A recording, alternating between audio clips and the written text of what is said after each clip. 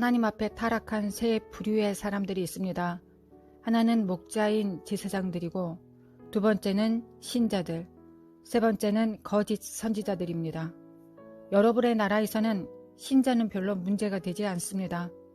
더 큰 문제는 다른 두 그룹인 거짓 목회자들과 거짓 선지자들입니다.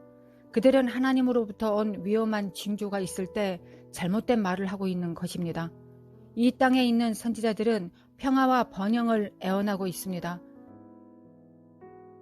이런 것이 당신에게 더 큰 위험으로 작용할 수 있습니다. 지금은 더러움을 버려야 할 때입니다. 하나님께서 돌보실 것입니다. 케루빔은 정화하고 정결하게 하기 위해 옵니다. 케루빔은 누구입니까? 제가 처음에 말했듯이 그들은 에스겔서 1장 5절에서 14절과 10장 10절에서 15절에 나오는 천사입니다. 두 번째로 그들의 일을 설명하면 수호자입니다. 하나님의 명령을 받은 수호자 또는 하나님의 영광의 수호자입니다. 창세기 3장 24절에 나옵니다. 그리고 세 번째로 이들은 하나님의 영광을 보호합니다. 출애굽기 25장 20절에 이를 확인할 수 있습니다. 그룹 또는 케루빔의 아주 좋은 예는 루시퍼입니다. 에스겔서 28장 14절부터 16절에서 말하고 있습니다. 루시퍼는 아버지 하나님이 거하시는 가장 높은 하늘에서 기름 부음을 받은 그룹이었습니다. 그는 누구와도 비교할 수 없는 권세와 기름 부음을 가졌었습니다. 그는 다른 어떤 것과 달리 아버지 하나님의 존전에 더 가까이 나아갈 수 있는 존재였습니다. 그것이 그가 반역을 선택했던 이유이기도 합니다. 이것을 기반으로 하여 목사님을 대적하는 교회 사람들을 보여드리겠습니다. 목사님의 대적자들은 일반 신자가 아니라 목사님과 가까운 사람들입니다. 맞습니까? 2인자나 3인자. 바로 그들입니다. 루시퍼가 2인자였던 것처럼요.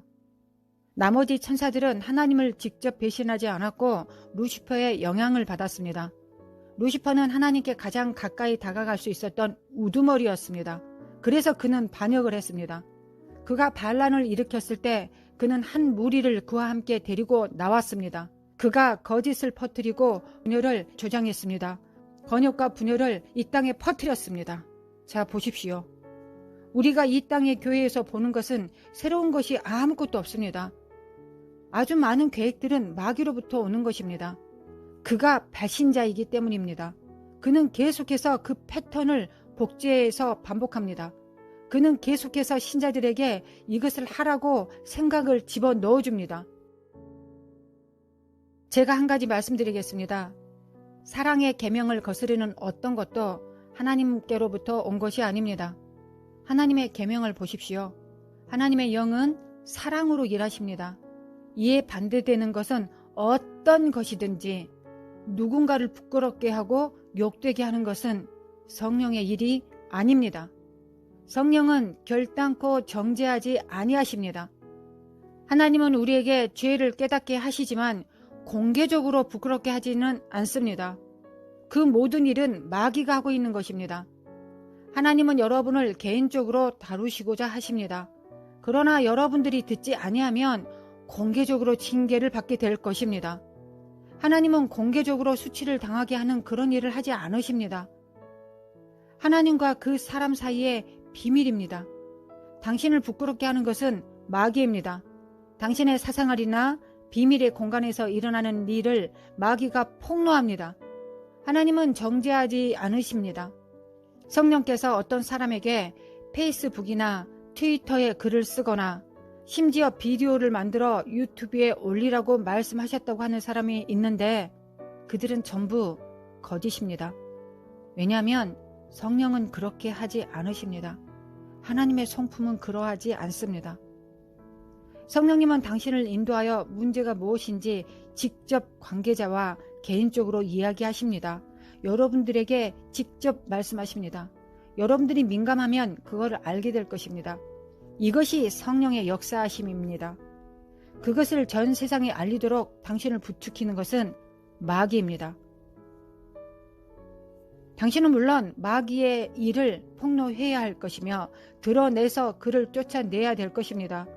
그렇지만 자신의 명성을 지키기 위해서 다른 사람들을 깎아내리는 것은 성령의 일이 아닙니다.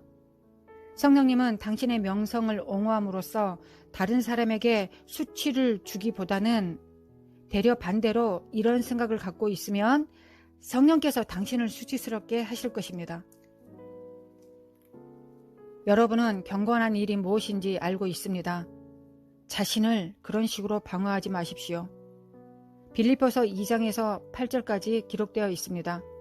그는 근본 하나님의 본체시나 하나님과 동등됨을 취할 것으로 여기지 아니하시고 오히려 자기를 비워 종의 형체를 가지사 사람들과 같이 되셨고 사람의 모양으로 나타나사 자기를 낮추시고 죽기까지 복종하셨으니 곧 십자가에 죽으심이라. 주 예수님은 그의 명성을 중요하게 생각지 않으셨습니다. 헐리우드가 얼마나 많이 주 예수 그리스도의 명성을 훼손하는지 본 적이 있을 것입니다.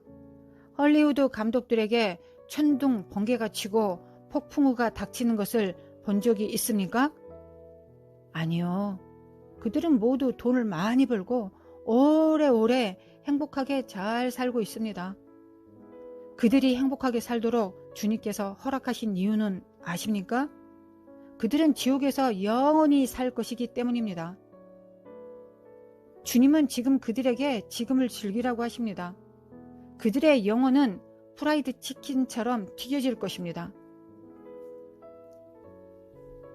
그들이 이 세상에서 즐기게 하십시오. 그들의 끝은 지옥에 갈 것이기 때문입니다.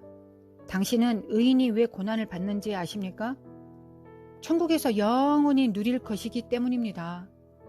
당신을 정결하게 하기 위하여 이 땅에서 잠시 고난을 받을 뿐입니다. 당신의 영혼에서 모든 불순물을 제거하시는 것이 하나님의 뜻과 계획입니다. 하나님의 뜻과 당신을 향한 사랑입니다.